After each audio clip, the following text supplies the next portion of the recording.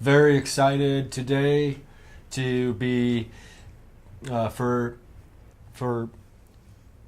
very excited today for a couple reasons. Today, as you can see, we are going to go live today. What we're doing, we're trying a new thing where we do a live video and it streams through Magick to the internet. It uploads immediately after we're finished. We don't even have to worry about it. I don't know how it works really, but it's going to be cool. Now I don't have to worry about doing that. It'll just immediately go up. But the other reason I'm excited is because I am joined here by my coven-mate, my compartner, Jonas B Illian, one of the masters of black magic rituals and curses and pact making. Very excited here to have you here. Thank you. Thanks for being here. It's a real honor. I mean, you being here is great that you're here. Thank you. I'm really glad to be here. This is my first time here, and I just couldn't be more here. And it's really great. It's really great. It's really great that you are here. I mean, there was, as people always know, they say, ZA, you got a method to your madness. So what is it?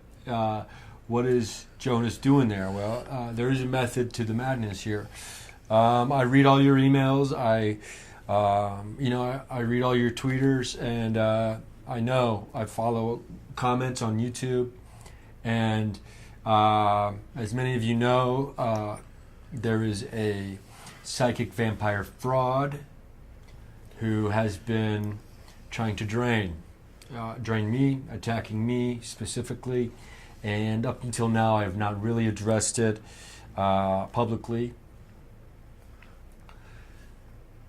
Publicly, I have not addressed it. But I'm here today, and that's why I brought you here, because we are going to do a quick overview. So what we're doing here today is we're going to do a quick overview of death curses, of rituals to smite, destroy, kill your enemy. And, as we are of the left-hand path, we are more than willing to do that. So, I mean, that's great that you're here to do that. I of course, don't expect you to give away all of your secrets. Of course. Because, people can, feel free to buy UNLEARNABLE of the Dead, Tapping Into Yourcery with Jonas has been a contributor to the grimoire.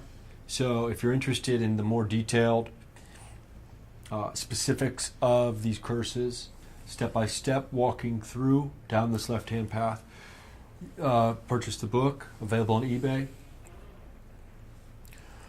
A couple weeks ago, when you started talking about being drained, it was funny. I was asking other people in the coven, like, "Hey, I think I'm being drained." I was feeling it too. I felt if one person is being drained in the coven, you're all feeling it, and that's the thing to remember with something like that. If you're starting to feel attacked, it might be that somebody else in your coven is being the one that's hurt. That's such a good point, because of the psychic connection, the energy connection that you develop with your coven mates is deep, and as above, so below. Right in between. Yeah, and right in between. As next to is next to. Mm-hmm. I always have said. Absolutely. And so this has become a thing where this psychic vampire fraud. I mean, I don't know what else to call him.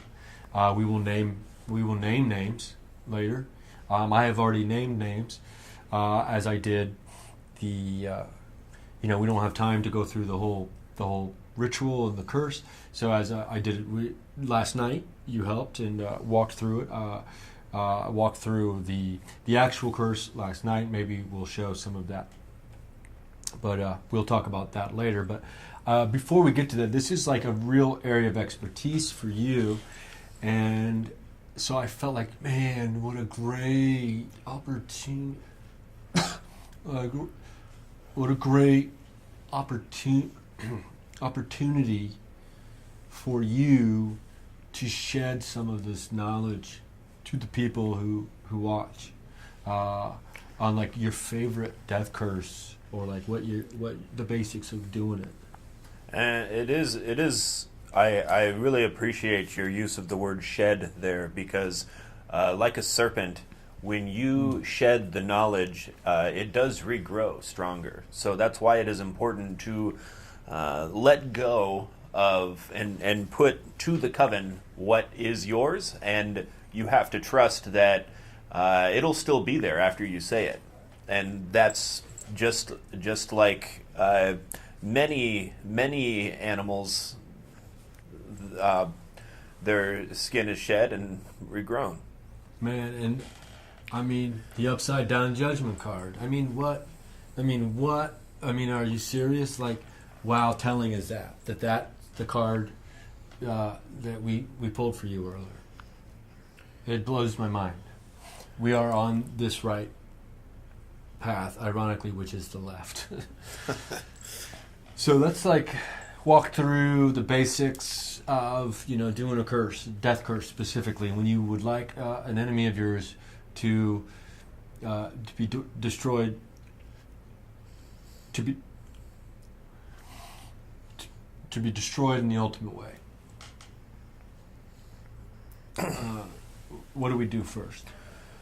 So there are really three main components to a death curse, and I can't stress enough how important it is to really consider the responsibility of something like this. It's you have to think that you're playing with something dangerous. This is like fireworks that aren't just for fun. This is something that could you light it up, and once it's going, you can't stop it. So you need to know exactly what you're doing as you get started in this, or else you could blow your hand off to really hurt the person that you're not trying to hurt. Okay, so just that's the one disclaimer for this. The first thing you need to do is you need to think of the person to name when you're doing this curse. Yeah, I mean, you don't want to name the wrong person. Absolutely. If you need to concentrate, you need to think. It's a big decision, you need to really concentrate. You need to think about who you are going to bestow this upon, because it's a big responsibility. So when you do know that person, when you know that name, make sure to go over how you're saying it. Because if you kind of don't say it with certainty, with the power behind it that it deserves, the curse not only will be weak, but could be misguided. So then you've got a weak, misguided curse. So it's not only not strong as it might be, but it could also hit the wrong person in a weaker form. You don't want that. Like a stray dog on the streets looking for food, and that food is a person to kill. Mm-hmm. And and you have to be careful too, because there's I think 7 billion people on the planet now. So you have to. There's a lot of. Now, I'm just gonna make up a name. So if you're watching this, don't worry, we're not cursing you. But like, there's a lot of Chris Jenkins out there.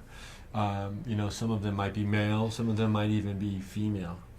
Or other genders. So you have to be careful.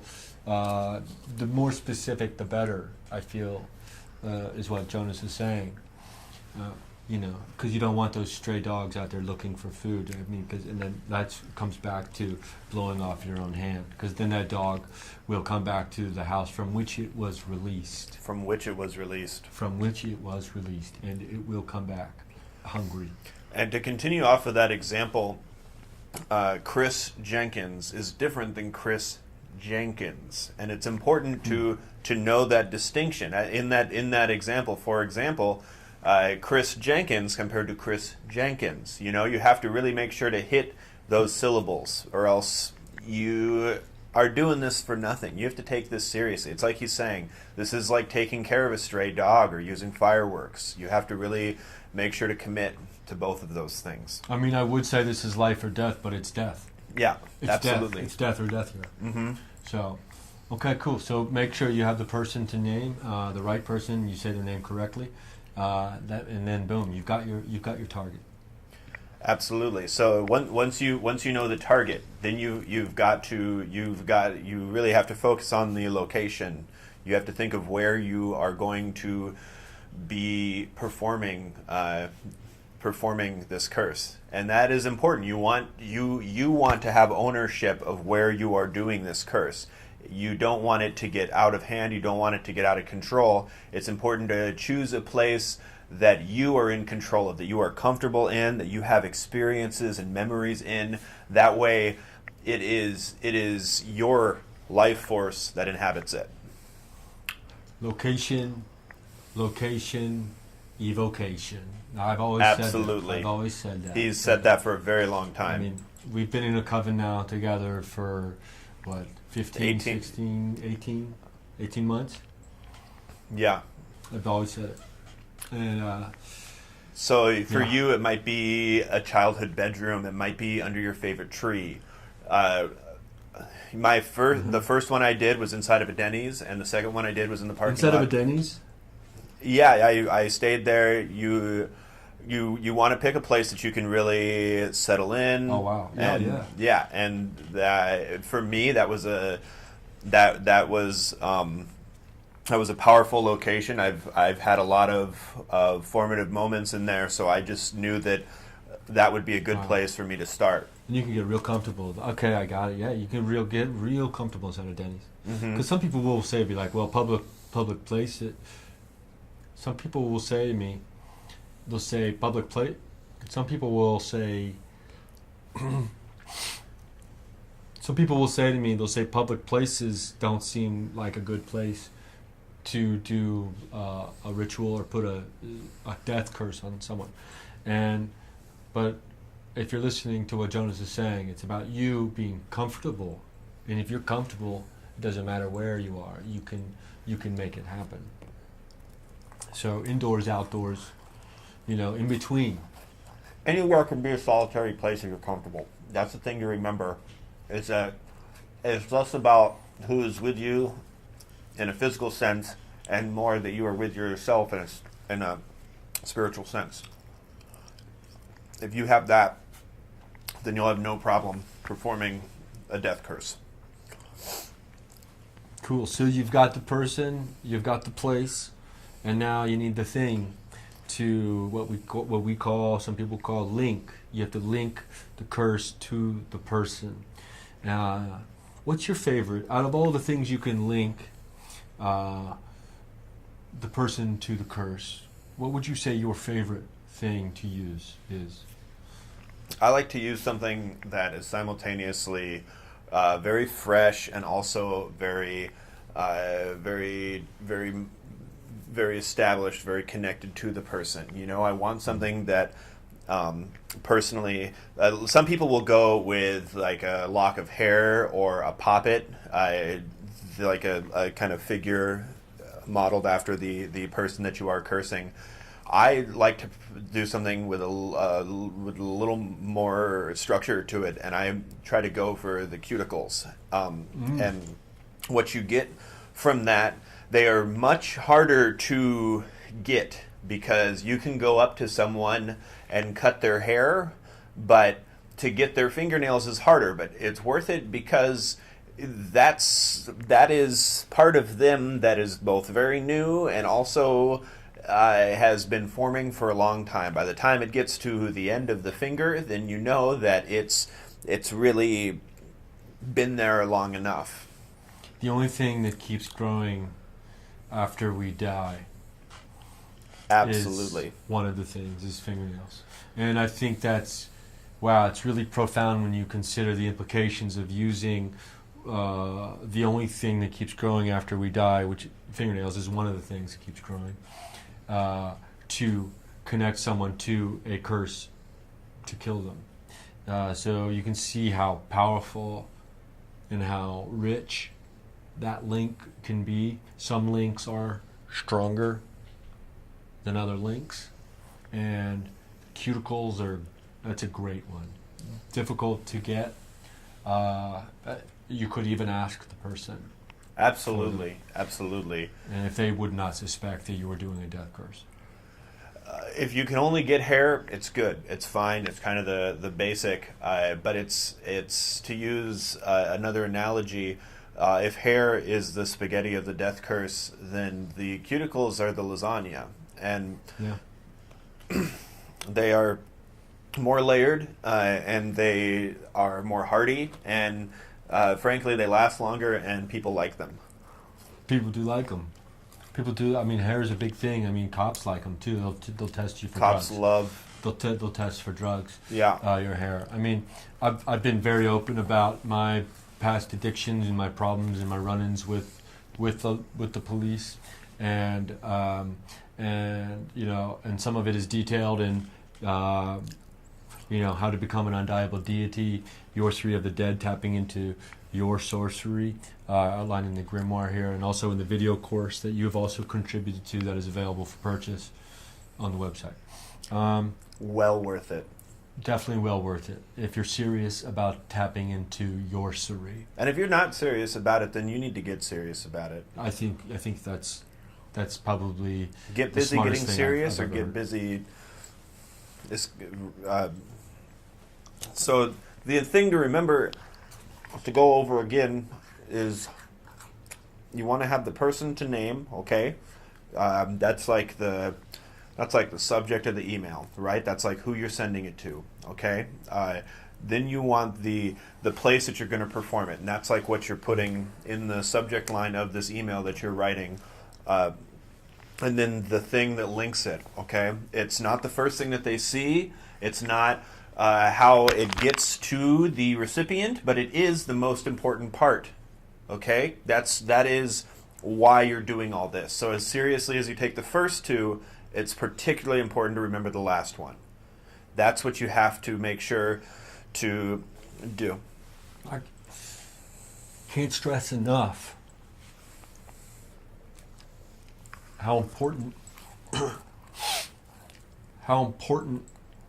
I can't stress enough how important that is, what Jonas just said. Absolutely. We won't go into more detail about that because you have to, you know, we outline that in great detail in Sorcery of the Dead, and also in the video course, Becoming an Undieable Deity. You know, how to defy death, put I in defy, and then you get deify, which is what we do to gods or deities. And then there is one bonus, not bonus thing, but something you do once you finish the curse. And you know, it's funny because I can't remember what it is. The thing is, halfway through the book, it'll say you can go to the end for this bonus, this bonus section, and you've got the person, you've got the place, and you've got the thing. Okay, and this will talk about the extra layer. Okay, there are three main components, and then this extra component, which again we're not going to get into, but has a lot to do with pain and pleasure. Okay, and how to incorporate these into each type of these standard pieces of this. You want to incorporate pain and pleasure into the person, into the place, and into the thing. Mm-hmm. If you can do that, then it's like wrapping it in saran wrap for safety, and that provides some security for your death curse. And then, when it's all said and done, the curse is finished. Then you forget. You release it. You let the demon do its work, and which is the hardest part for some people is the post. They say it's in a lot of women when they get pregnant. I think it's almost every woman. A lot of women. If I'm not mistaken, it's every woman. It's probably every woman has postpartum depression. Absolutely. And they say this is one of the things that women experience after birth. And I'm not a doctor, but I had gleaned esoteric ancient wisdom that has been locked away and held from people through the discoveries of the left-hand path. And I have to tell you that men also, and one of the things that I've been, informed, one of the things that's been made illuminated to me, that I've unforgotten, if you will, is that men also every man discovers postpartum depression from birth, and we all experience it when we're disconnected from the earth and from the way that we have abandoned our mother in that sense, and therefore given birth to a thing that is not like ourselves. We're all disconnected from our mothers and therefore give birth to these things that are not of lineage but are disconnected in themselves. And it's probably one of the saddest things that has become illuminated and that I have been unforgotten into my brain since the path. Some people will try to tell you that this part is untrue. Even people that are firm believers and people that study this, that postpartum is untrue, but you can see it from the moment that they start giving birth. If you see a woman giving birth, you look closely and you will see she's in great pain. And that says it all to me, okay? And it's not a woman's job to tell me that I can't also feel pain, because that's part of what makes a curse like this so powerful, is that I can connect it to my pain in the same woman. This is what I can put out into the world, the way that a woman can go through that great pain to create something something like me. As within, so without. Mm-hmm. It applies exactly here, correlation style, to what that is. And so remember, when you do give birth to that thing, you also, as in the yin, as in the yang, is it yin and yang? As in the yin and yang, you name to curse to death, but you also give birth and name, because when you name something, you totally have dominion over it and power over it. And that's not to say that you shouldn't name your child once you birth it, because you should. Because you have that responsibility to. And that's why your kid has to listen to you, because you've named it. Mm-hmm. And therefore you have control over it now. Absolutely. It's important to name the things that are most important to you, whether this is a child or a pet or a building that you inhabit, a home. It's important to really give them some type of label that you can recall, an incantation to get their attention. Yeah. That's what a name is. And speaking of names, I wanted to name names. One name. I'm going to name names, but it's one name, so it's not names. So it's just a name when I name names. It'll just be one name. The psychic vampire fraud. The charlatan, if you were to ask me, trying to take advantage of people's belief systems and what they're willing to do. Quite frankly, he's very transparent. He's very translucent in that way, to where I can see through. And I did perform with your assistance the Death Curse last night. Yep. And I would not be surprised. I have now released and forgotten as of now, but Daedric Dade was the guy's name. So thank you for commenting on the videos and letting me know about this guy and like how he was draining myself and my coven. You drain me, you drain those who I am with. And we don't stand for that. You should have known better, but you didn't, so now. So Daedric Dade is the name. And you brought this upon yourself. I mean, you reap the words you sow.